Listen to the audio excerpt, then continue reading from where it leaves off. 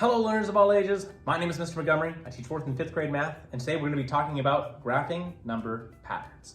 Now we talked about number patterns yesterday, but you can actually graph that information, and a lot of people's jobs in the real world situations are to graph data and show their businesses how the data can directly impact their company.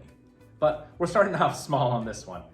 The directions say, a store owner donates 2 cans of food to a food bank for every $100 in sales each week. How does the number of cans relate to the weekly sales? Graph the relationship on the coordinate plane. So we made a table of the weekly sales and the number of cans. So if they make $0, they donate 0 cans. And for every single 100 cans, there is going to be, or every single $100, there's going to be 2 cans donated. So that means that the rule for the very top is we're starting at 0 for our top and adding 100 every single time. 100, 200, 300, 400, 500. For the bottom, for the number of cans, we're starting at 0 and we're adding 2 every single time. So those are our 2 rules. So we're gonna have the correlation. So when it comes to making it into a coordinate plane, there we go. So making it into a coordinate plane, I see that I'm going to be using the same titles. Weekly sales is going to be at the bottom, going up by 100 every single time. And off to the side, number of cans is my other title, and that's going to be going up by 1 at a time. I thought it would be very smart, or I could just do 2 every single time, but I'm just going to go with the book. What they say is 1 at a time. Now, I need to go from my very first coordinate, 0, 0. Well, 0, 0 can be plotted at 0 for the x and 0 for the y.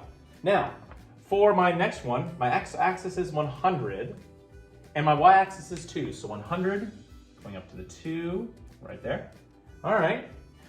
204, so 200 here, going up to the 4, putting my plot there. 306, so 300 going up to 6. 408, 408, and then 510, 510. And so if we graph the order pairs, we can choose the appropriate scales right here. And we can also do something that the book doesn't show, but we can graph the change that happens. I can draw a line from here to here. I can draw a line from here to here, and draw a line from here to here, draw a line from here to here, and draw a line from here to here. You can see that there is a steady, even growth between the weekly sales and the number of cans donated. All right, my 5th grade friends. If we take a look at page 293, you see that we're going to be doing practice problems 1, 2, and 3. The directions say use the table for exercises 1, 2, and 3. We have pattern A and pattern B. For number 1, you're going to be writing the rule of each pattern. So you're going to be telling where it begins at and what we add. For number 2, we're going to be listing the ordered pairs. Pattern A will be the x-axis and pattern B will be the y-axis. And number 3, you're going to be plotting the points on the coordinate plane. If you have any questions on graphing number patterns, please let me know when you come to class.